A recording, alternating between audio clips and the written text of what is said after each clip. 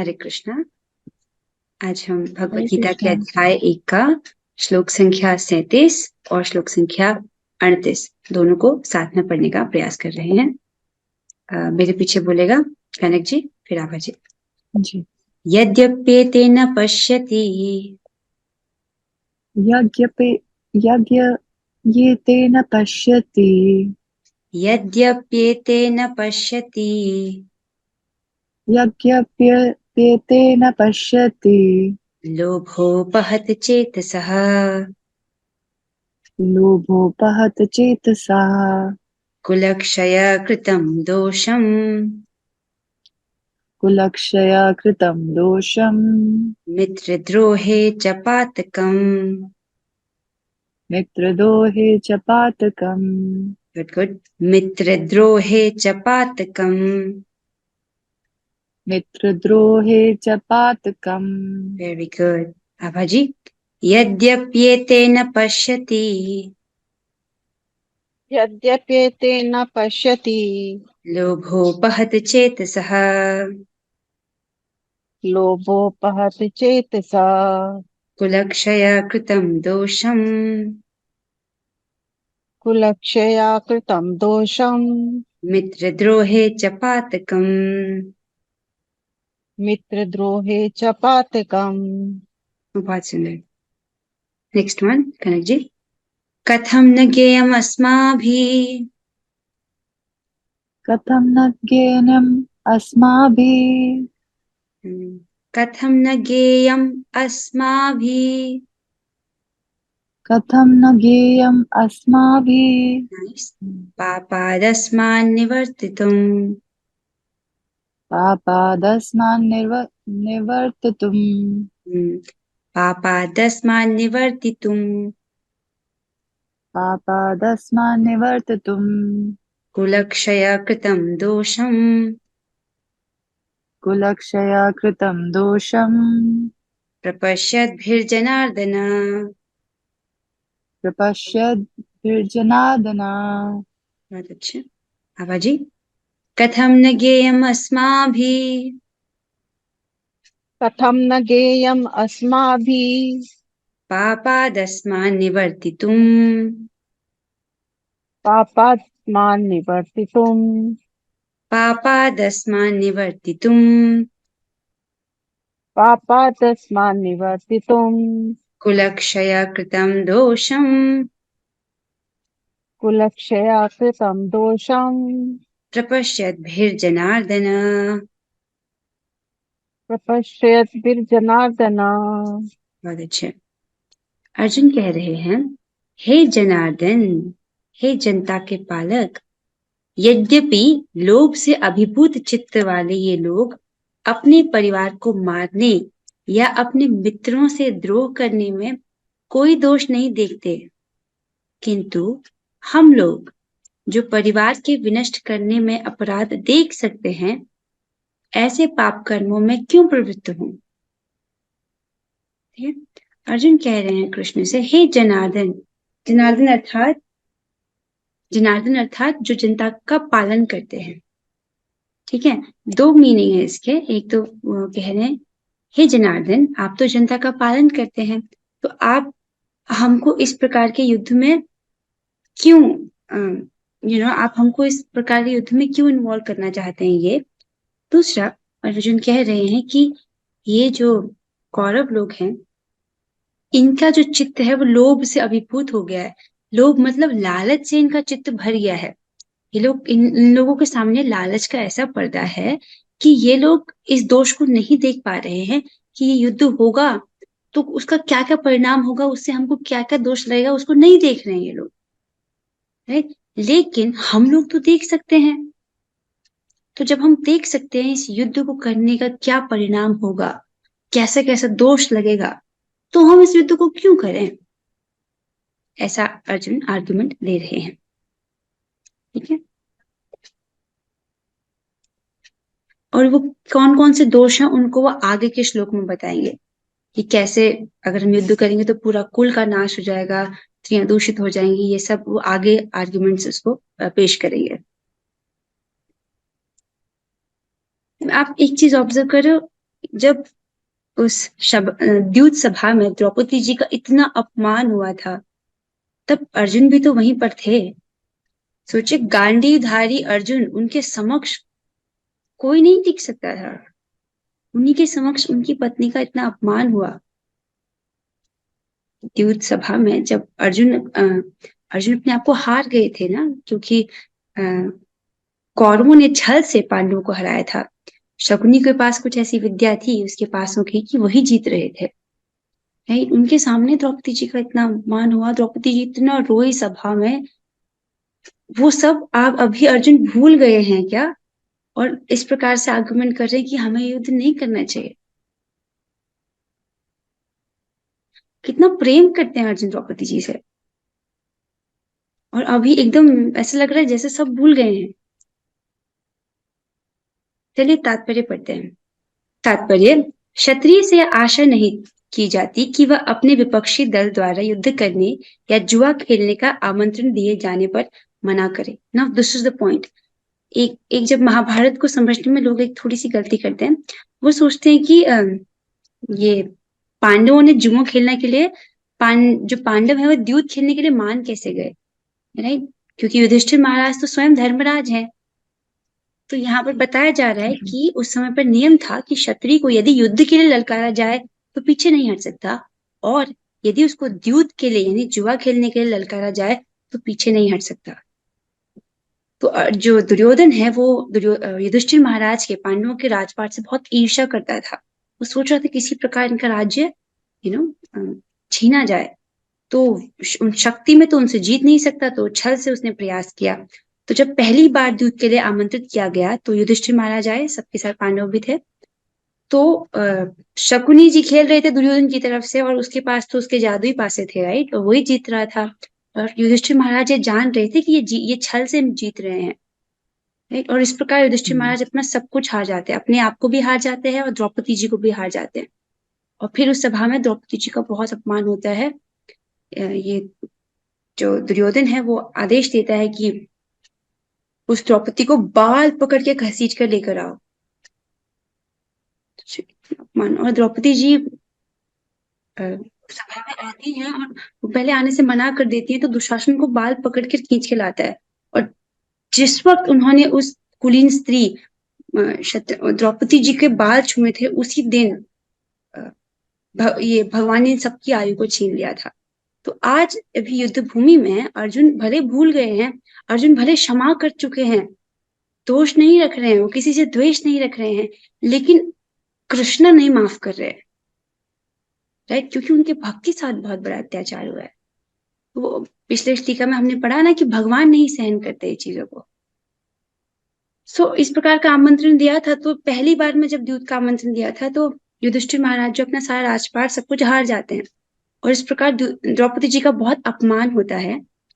और इतना अपमान होता है, वो इतना रोती हैं कि उनके वो बहुत बेसिकली क्रंदन करती है सभी से। वो कहती है कि आप मेरी रक्षा कीजिए भीष्म पितामह जी से। और धृतराष्ट्र भी उस सभा में थे, राइट? तो राजा से, अगर राजा के समक्ष किसी भी स्त्री का ऐसा अपमान हो रहा है तो उसको रोकना चाहिए ना, किसी भी स्त्री का। तो यहाँ पर अपनी ही बहू का इतना अपमान हो रहा था, he did not said a word. तो जब इस प्रकार से द्रौपदी जी को इतना क्रोध आता है, वो श्राप देने वाली होती है पूरे वंश को। तो इसने में धृतराष्ट्र को डर लगता है, वो कहता है कि ठीक है, मैं तुमको 3 वरदान देता हूँ, तुम शांत हो जाओ, राइट? तो इस प्रकार द्रौपदी जी फिर पहले वरदान में पतियों को आप दासत्व से मुक्त कर दीजिए, राइट? और उनके अस्त्र, वो राजपाट धृतराष्ट्र स्वयं लौटा देते हैं। उसके बाद वापस जाते हैं पांडव। अब दुर्योधन को बहुत गुस्सा आता है कि आपने ये क्या किया। वो अपने धृतराष्ट्र से बहुत क्रोधित हो जाता है दुर्योधन कि आपने क्या किया, राइट? मैंने इतनी मेहनत से उनको राज्य छीना था। तो दोबारा से बुलाया जाता है उनको द्यूत के लिए, अर्थात मतलब दोबारा ललकारा जाता है। तो इस बार भी युधिष्ठिर महाराज मना नहीं कर पाते। क्यों? क्योंकि नियम है, और उनको पता है कि यही लोग जीतेंगे, राइट? उनके पास वो छल से शकुनी मामा के जो पासे हैं उनसे जीत जाएंगे। और इस बार जब वापस आते हैं तो अब उनके पास उनका राजपाट है, क्योंकि धृतराष्ट्र ने लौटा दिया है। तो जब दोबारा खेलते हैं द्यूत, तो इस बार शर्त रखी जाती है कि अगर आप हार गए तो आप 12 वर्ष के लिए जंगल जाओगे और 1 वर्ष अज्ञातवास, राइट। उसके बाद मतलब राजपाट तो युधिष्ठिर महाराज का ही होता है अब, लेकिन आप 12 वर्ष जंगल जाओगे, एक वर्ष अब अज्ञातवास, राइट। तो युधिष्ठिर महाराज उनको छल से हराया जाता है, फिर भी वो अपने साधु वर्ष उनका व्यवहार होता है, वो अपने शब्द पर रहते हैं और वो चले जाते हैं जंगल। और जब वो 13 वर्ष बाद वापस आते हैं और अपने ही राज्य को वापस मांगते हैं, तो उनको नहीं दिया जाता। उन्हीं के पिता का राज्य है, वही उसके उत्तराधिकारी हैं, उन्हीं का राज्य है, और उनको फिर देने से मना कर देते हैं लोग। ये इसी द्यूत सभा की बात पर वो जाते हैं, राइट। लेकिन इसी बात को ये दुर्योधन लोग भूल जाते हैं कि राजपाट को लौटाना था आफ्टर 13 साल बाद। अब उनके लिए युद्ध करना जरूरी था कि युद्ध करके अपना राज्य वापस लो, ठीक है। आप समझ रहे हो, ऐसी अनिवार्यता में अर्जुन लड़ने से नकार नहीं सकता था, क्योंकि और कोई ऑप्शन नहीं है, राइट। लाइक 13 साल बीत चुके हैं और ये लोग नहीं दे रहे राज्य मांगने पर, आप ही का अपना राज्य, तो ये अनिवार्य है अर्जुन के लिए लड़ना। It's very important for him to fight और अपना जो राज्य उसको वापस ले। तो उसमें वो लड़ने से नकार नहीं सकता, क्योंकि उसको दुर्योधन के दल ने ललकारा था। तो कई बार लोग कहते हैं कि कृष्ण ने महाभारत का युद्ध कराया, लेकिन देखिए ये कौरवों ने पांडवों को इस प्रकार उकसाया था। वो नहीं करते द्रौपदी जी का ऐसा अपमान, ये नहीं करते द्यूत सभा में इस प्रकार का छल, राइट। इनको तो कितनी बार माफ किया गया, लाक्षागृह में पांडवों को जलाने का प्रयास किया, तब भी पांडवों ने इनके प्रति कुछ नहीं किया, जब नहीं किया इनके खिलाफ तब भी इनको क्षमा किया गया।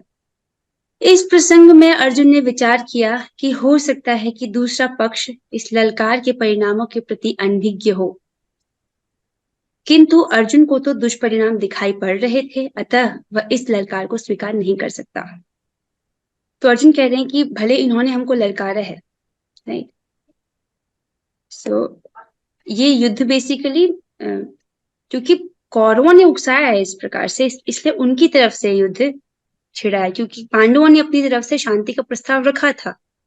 किसी भी तरह से वो चाह रहे थे कि सेटल हो जाए, युद्ध ना हो, क्योंकि पूरे वंश का नाश हो जाएगा।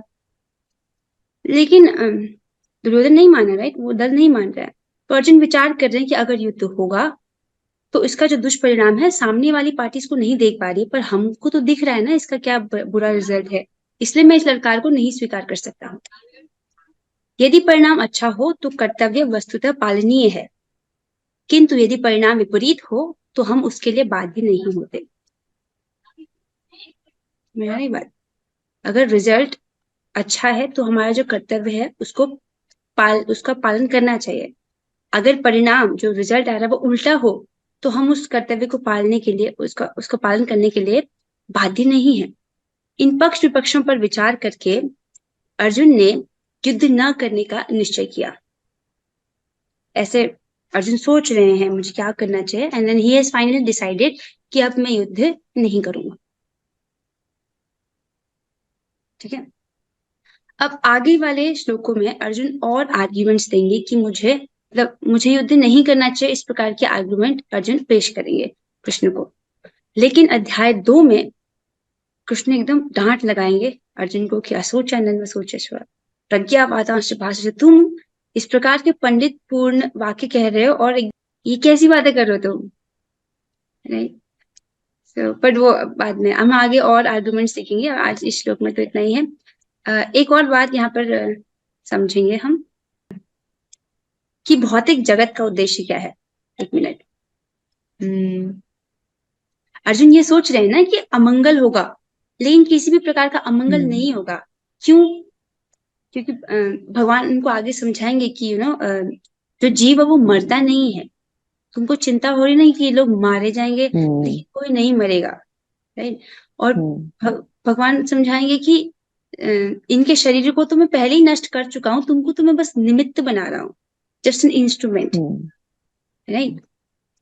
तो इसको समझिए एक बार, ये बहुत सुंदर कॉन्सेप्ट है कि इस भौतिक जगत का उद्देश्य क्या है, इस मटेरियल वर्ल्ड में हम रह रहे हैं उसका कारण क्या है। तो बद्ध जीव भौतिक जगत में दुख भोग रहे हैं।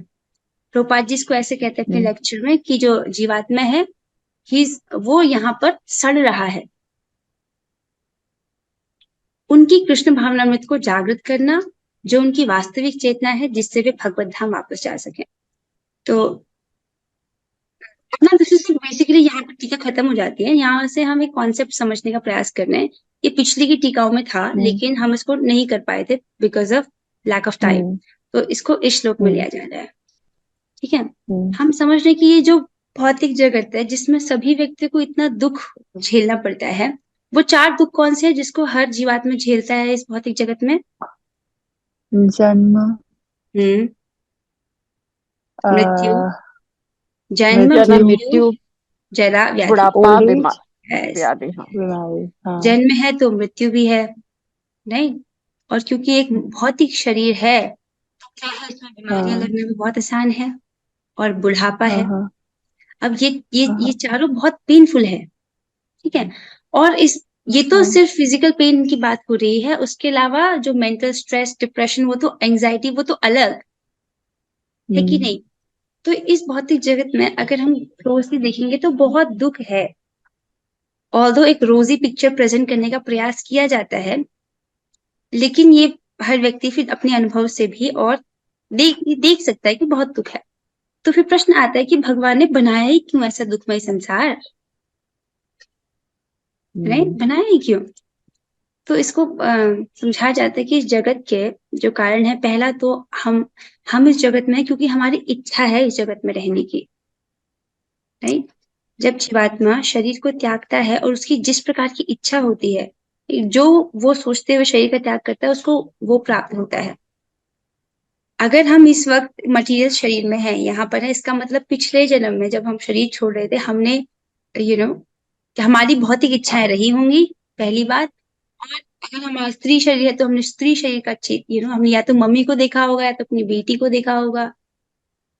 जिसका पुरुष शरीर है उसने तो पापा को देखा होगा या भाई को देखा होगा, या जिसका हम चेतना करते हैं उसी वही हमको प्राप्त होता है।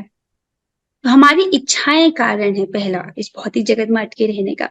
तो जीवात्मा की भोग करने की इच्छा है, भोगने की इच्छा है, तो उसके लिए इस जगत में व्यवस्था है। राइट, और फिर इस जगत में बड़े दुख भी हैं। राइट, तो वो जैसे जैसे भोग करता है, उसको वो एक्चुअली भोग करना चाहता है, लेकिन उसको दुख मिलता है बहुत सारा। तो जब ऐसा बार बार होता है तो जीवात्मा इस बात को ऑब्जर्व करता है कि इस जगत में ना बहुत दुख है, तो वो उस दुख का समाधान ढूंढने की कोशिश करता है। राइट, और वास्तव में ऐसा इसलिए है क्योंकि वो भगवान से विमुख है, भगवान की तरफ नहीं देख रहा है, माया की तरफ देख रहा है, भोगों की तरफ देख रहा है, इसलिए उसको दुख मिल रहा है। इसलिए इस जगत में व्यवस्था है कि वो माया की तरफ से हट करके कृष्ण की तरफ मुड़े। इसलिए ये पूरा भौतिक संसार रचा गया है। क्यों? क्योंकि यहाँ पर जीव जो है दुख भोग रहे हैं, किसी प्रकार से उनकी जो कृष्ण भावना में चेतना है उसको दोबारा से जागृत किया जाए। राइट, जो कि उसकी ओरिजिनल कॉन्शियसनेस है, वो उसकी वास्तविक कॉन्शियसनेस है। ये जो हमको सिखाया जा रहा है ये कोई आर्टिफिशियल चीज नहीं है, ये हमारा वास्तविक स्वभाव है। हम क्योंकि हमारा स्वभाव ही, हम भगवान के सेवक हैं, हम उनकी सेवा के बिना नहीं रह सकते हैं। राइट, हमारा उनके साथ प्रेम में ही संबंध है और हम उस प्रेम को इस जगत में ढूंढ रहे हैं, और क्योंकि वो हमको यहाँ नहीं मिल रहा है इसलिए हम फ्रस्ट्रेट हो जाते हैं। नहीं, और ताकि ये एक अवसर है, ये भौतिक जगत हम सभी के लिए एक अवसर है, ताकि हम भौतिक ताकि हम भगवत धाम जा सके। This is an opportunity for each one of us. अब this is a very big secret. क्यों? क्योंकि यहाँ इतनी माया है, इतनी माया है, इतने अज्ञान में जीव रहता है, उसको कभी ये समझने का यू नो माया उसको कभी अवकाश ही नहीं देती कि वो इस बात को समझ सके कि वो यहाँ पर क्यों है। होल पर्पस ये है कि हमको वापस घर जाना है। राइट, जैसे कोई बच्चा है, उसको पता चल जाए कि एक बच्चा जो खो गया है, सड़क के किनारे भिखारियों की तरह रह रहा है, उसको पता चल जाए कि उसका पिता बहुत अमीर है, तो क्या कोशिश करेगा कि मैं मेरा जो भीख मांगने वाला कटोरा है मैं ढूंढता हूँ उसको, कुछ दिन और भीख मांग करके मैं यहाँ रहूंगा, ये प्रयास करेगा? या वो फटाफट सोचेगा कि मैं कैसे अपने पापा तक पहुंचूं? Right, he will try to leave that place, and वो सोचेगा कि मैं किस प्रकार जल्द से जल्द अपने पिता के पास पहुंचूं। Right, that is common sense, is the same with us. जब हमारा संबंध भगवान से है, जो कि समस्त ऐश्वर्यों से पूर्ण है और उनका धाम है, राइट, तो हमें यहाँ पे ये जो 1 BHK 2 BHK इन चीजों को पकड़ के रखने की क्या जरूरत है? वी शुड थिंक कि हम जल्द से जल्द वहां कैसे पहुंचे, राइट? द सेम इसलिए कि ये अवसर है वहां जाने के लिए। अब इसको थोड़ा सा समझिए कि ये प्रभुपाद जी बहुत सुंदर कॉन्सेप्ट समझाते हैं अपने लेक्चर में कि आत्मा का जब जब मृत्यु हो जाती है, इसको समझिए। अभी हमारे जो जो ये जो यहाँ पर चित्र को समझिए, आत्मा है, उसके बाहर 2 कवरिंग्स होती हैं, सूक्ष्म शरीर की और स्थूल शरीर की, राइट? जो स्थूल शरीर होता है जो हमको दिखाई देता है, जो कि 5 तत्वों से बना है, पृथ्वी, जल, वायु, अग्नि और आकाश। स्थूल शरीर बाहर का जो दिखाई दे रहा है, उसके अंदर एक और लेयर है सूक्ष्म शरीर जो बना है मन, बुद्धि और अहंकार से। जब मृत्यु होती है तो जो बाहर का ये जो स्थूल शरीर है वो अलग हो जाता है, लेकिन जो हम है यानी आत्मा और उसके बाहर एक और कवर वो सूक्ष्म शरीर वो रहता है। ये सूक्ष्म शरीर में जिस प्रकार की चेतना हमने जीवन भर विकसित की है वो इसमें व्याप्त रहती है, वो प्रेजेंट रहती है। और इस प्रकार वो जो आत्मा है वो दूसरे शरीर में उसको फिर दूसरा शरीर प्रदान किया जाता है। बात समझ आ रहा है? तो मृत्यु मतलब बस उसका बाहर का शरीर छूट जाता है, वो वैसा का वैसा ही है। कई बार लोगों को लगता है कि मृत्यु मतलब दुखों का अंत हो जाएगा। नहीं, आपका जो भी कर्मानुसार है वो तो आपके लिंग शरीर में है, वो तो आपके सूक्ष्म शरीर में है, उनका इंप्रेशन। वो दुख तो भोगने ही पड़ेंगे, इस शरीर में नहीं भोग पाए तो फिर अगला शरीर दिया जाता है वो दुख और सुख भोगने के लिए। आप समझ रहे हैं इस बात को, कितना सीरियस है ये? एक शरीर से जब एक शरीर में थे, फिर मृत्यु हुई, फिर वो दूसरे शरीर में जाता है। अब यहाँ पर अपने वो जो कर्मानुसार जो सुख दुख है वो भोगता है, राइट? और यहाँ से फिर दूसरे शरीर में, फिर ऐसे दूसरे शरीर में, फिर ऐसे दूसरे शरीर में। तो भगवान ऐसे समझाएंगे अर्जुन को कि मृत्यु जब होती है तो सिर्फ शरीर नष्ट होता है, आत्मा थोड़ी नष्ट होती है, राइट? सो अब नाउ जब व्यक्ति इस जीवन में जैसी चेतना विकसित करते हैं उसी प्रकार का शरीर हमें अगले जीवन में प्राप्त होता है। यहाँ पर बताया जा रहा है कि चेतना, राइट, हमारी कॉन्शियसनेस कैसी हम डेवलप करते हैं उस प्रकार का हमको शरीर प्राप्त होता है। तो जैसे सतोगुण, रजोगुण और तमोगुण, हमारी चेतना में एक्चुअली हम इन तीनों गुणों से प्रभावित रहते हैं और एक समय पर एक चीज प्रधान रहता है। कभी सतोगुण बढ़ जाता है, कभी रजोगुण बढ़ जाता है, कभी तमोगुण बढ़ जाता है। हम अपने कर्मों के द्वारा गुणों के संपर्क में आते हैं। फॉर एग्जाम्पल, कोई सुबह बहुत जल्दी उठ रहा है तो वो सतोगुण के संपर्क में है। कोई रात को बहुत लेट तक जग रहा है, इसका मतलब वो तमोगुण के संपर्क में है, राइट? कोई बहुत स्पाइसी भोजन खा रहा है तो वो रजोगुण के संपर्क में संपर्क में है। तो हम अपने कर्मों द्वारा सतोगुण रजोगुण इन गुणों का संपर्क करते हैं और उनको कमाते हैं बेसिकली, ठीक है? तो इस प्रकार मृत्यु के समय जिस प्रकार की चेतना हुई होगी, मान लीजिए 30% रजोगुण और 30% तमोगुण, 60% सतोगुण, ऐसे वट एवर जो मिक्सचर है, कुछ इस प्रकार से जो चेतना है, राइट? 30%, 30 और 40% इस प्रकार का जो भी रेशियो है, अगले जन्म में वही चेतना देती प्राप्त होती है उसको। क्यों? क्योंकि जो स्थूल शरीर, सूक्ष्म शरीर है वो नष्ट नहीं होता है। समझ रहे हैं आप? उसमें सारे संस्कार हमारे रहते हैं। इसीलिए जब 2 बच्चे पैदा होते हैं, अगर जुड़वा भी हैं तो दोनों एक जैसे दिख रहे हैं लेकिन दोनों का व्यवहार अलग होता है। देख, अब कभी ऑब्जर्व कीजिएगा, दोनों सेम एक ही साथ पैदा हुए हैं लेकिन व्यवहार अलग है। क्यों? क्योंकि उनके जो सूक्ष्म शरीर है उस पर उनके अलग अलग संस्कारों के इंप्रेशन हैं, राइट? उनके पिछले जन्म के जो कर्म है उनके अलग अलग इंप्रेशन उस पर है। समझ रहे हैं, राइट? तो हमें कोशिश करनी है कि अब तो क्या होगा, मतलब समझिए, जैसी चेतना विकसित करेंगे उसी प्रकार का शरीर मिलेगा, राइट? अब जानते कि अगर किसी ने सतोगुणी चेतना विकसित की हो तो उसको कैसा शरीर मिलेगा, रजोगुणी चेतना विकसित की हो तो उसको कैसा शरीर मिलेगा, और तमोगुणी चेतना अगर किसी ने विकसित की हो तो उसे कैसा शरीर मिलेगा। तो भगवान खुद कहते हैं इसको भगवत गीता में, सतोगुणी व्यक्ति क्रमशः, ये 18वें अध्याय में बोलते हैं, कौन से अध्याय मुझे अध्याय याद नहीं आ रहा, बट दिस इज लाइक ऊर्ध्व गच्छन्ति सत्वस्था मध्ये तिष्ठन्ति राजसः जघन्य गुण वृत्तिस्था अधो गच्छति तामसा। भगवान कहते हैं सतोगुणी व्यक्ति क्रमशः उच्च लोगों को ऊपर जाते हैं। जो सतोगुणी व्यक्ति हैं वो ऊपर के लोगों को जाते हैं, राइट? और रजोगुणी इसी पृथ्वी लोक में रह जाते हैं। और जिन्होंने रजोगुण अर्जित किया अपने जीवन भर अपने कार्यों से, तो वो पृथ्वी लोक में ही रह जाते हैं। और जो अत्यंत गर्हित गर्हित मतलब जो अत्यंत नीच कार्य करते हैं, वो तमोगुण में स्थित हैं और वे नीचे नरक लोगों को जाते हैं। समझ रहे हैं? तो इस प्रकार से हम अपने जीवन में जिस प्रकार के कार्य करते हैं, हम हर कार्य में सत्वगुण, रजोगुण, तमोगुण का संपर्क कर रहे हैं, अगर हम भक्ति नहीं कर रहे तो। क्योंकि भक्ति अगर हम कर रहे हैं तो वो तीनों गुणों के ऊपर हो जाती है। भक्ति इज निर्गुण, राइट?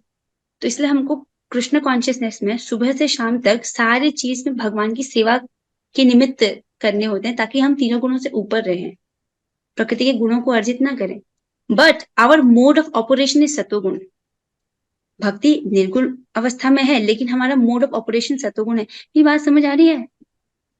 हम्म, मतलब सत्वगुण में रहते हैं, उसके बाद हम भक्ति करते हैं, तो हम बेसिकली तीनों गुणों से ऊपर उठ जाते हैं, राइट? और इसका हमको अभ्यास कराया जाता है। फॉर एग्जाम्पल अभी गीता क्लास हो रही है, राइट?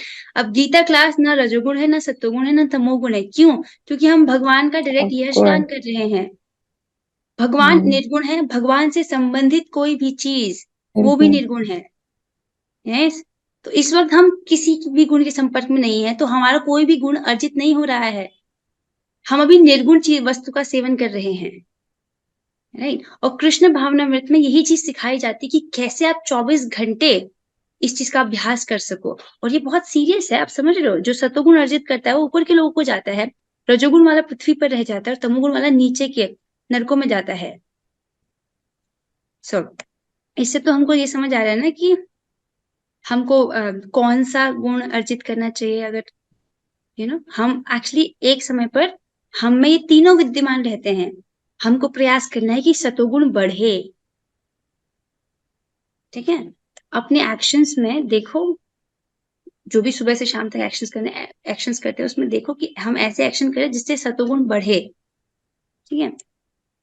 मानव समाज सतोगुण की तरफ बढ़ने के लिए है, जो हमें और आगे प्रगति करने में सहायता करेगा।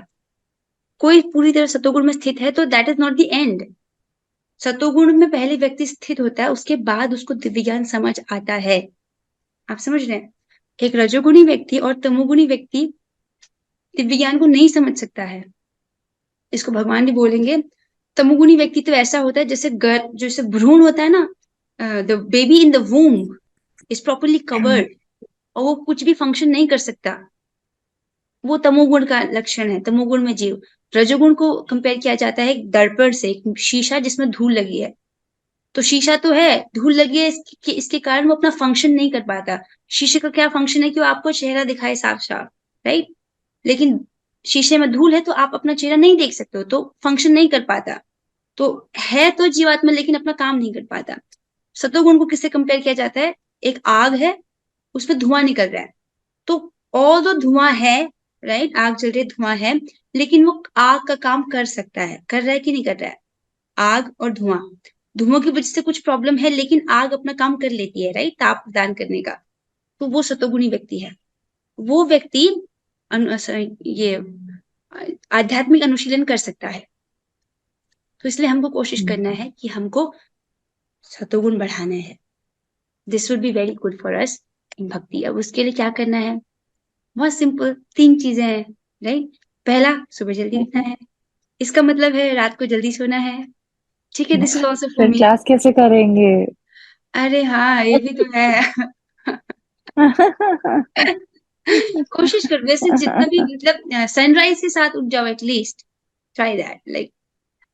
वैसे आप कितने बजे उठते हो? मैं 7। Okay, that is not very late. Okay. और आभा जी आप? मैं से जल्दी उठती हूँ तो मुझे गुस्सा आता है दिन भर। अच्छा, आभा जी आप? मैं कभी 5, कभी 5:30, कभी पौने छह बजे तक तो उठ ही जाती हूँ। दैट इज गुड, आज दैट इज जैसे गुड। आज 5 बजे उठी थी, थोड़ा दैट इज गुड, काम दैट था। Is good. मैं तो बहुत खुश हूँ कि नियम जो है वास्तव में, जो कलयुग का तपस्या का है, वो है 16 माला जप करने का, राइट? मतलब हरि नाम जप करने का। ठीक है? और उसमें हम्म, कोई समय का नियम नहीं है। हम्म, उसमें ये नहीं कि आप नहा के ही करो या सुबह ही ब्रह्म मुहूर्त में ही करना है, ऐसा कोई नियम नहीं है। कितना अच्छा है ना? मान लो जो व्यक्ति 9 बजे उठ रहा है, उसको कोई बोले कि तपस्या है, ये है कि तुमको 5 बजे उठ के तुमको हरि नाम करना पड़ेगा, वो बेचारा तो कभी कर ही नहीं पाएगा। है ना? कितना अच्छा है कि वो सबसे बड़ा वर्षा जी, काम मैं उसको। 11 बजे उठती थी पहले, वो धीरे हाँ, धीरे मैंने तभी 7 हो इसलिए गया है। क्योंकि मैं जानती हूँ ऐसे, मतलब ऐसे मैं जानती हूँ लोग 9 बजे भी उठते हैं, 10 बजे भी उठते हैं। आपने 7 कहा ना, that's why I was like this is like very nice time, not very late, right? अगर आप अभी से अभी आप गीता पढ़ रहे हो ना, 2-3 साल में देखोगे आपका अपने आप हो जाएगा वो। It will come back to its अभी मन ओरिजिनल। में है कि जल्दी उठना है, हम्म। मन में आता है, बट ये है कि अब क्लास करते करते जब तक सोते हैं ना, और फिर रात को बेबी भी उठाता है 2-3 बार, फिर मन नहीं करता उठने का। तो लेट हो जाता है। हम्म। हाँ, इसका ध्यान रखना है कि हम पहला कोशिश, मतलब at least you should know it, हमें से प्रयास करना है कि हम सुबह जल्दी उठे, राइट? अगर ब्रह्म मुहूर्त में उठे तो बहुत हम्म। अच्छा है। और सात्विक भोजन करना है, लेकिन हम भक्ति में जानते हैं कि सिर्फ सात्विक इज नॉट इनफ, सात्विक इज सतोगुण, राइट? लेकिन हमको हम्म। प्रसाद खाना है, हम्म, दैट इज निर्गुण, साथ में। दैट इज निर्गुण। हम्म। एंड देन हरे कृष्ण महामंत्र का जप करना है, this is the most powerful. ये सब करने के लिए ना हमको शक्ति चाहिए होती है। कई बार हम सही चीज जानते हैं लेकिन हम्म। कर नहीं पाते, क्योंकि हमारे पास यू you नो ऐसा बल नहीं होता। तो वैसा आध्यात्मिक बल हम्म। हमको चाहिए, इसलिए हमको हरे कृष्ण महामंत्र का जप करना चाहिए।